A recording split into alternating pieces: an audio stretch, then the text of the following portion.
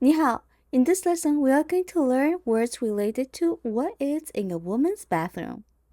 洗发精、浴帽、护发素、梳子、洗面奶、吹风机、毛巾、沐浴露。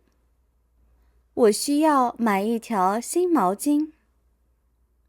这个牌子的洗发精和护发素很好用。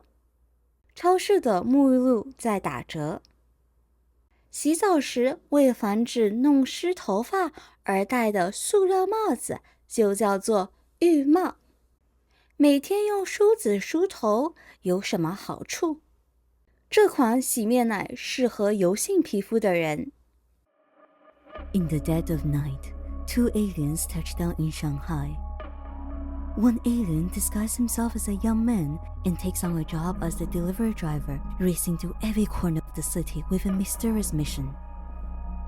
The other alien transforms into a young woman, sifting through garbage cans in the quiet of night.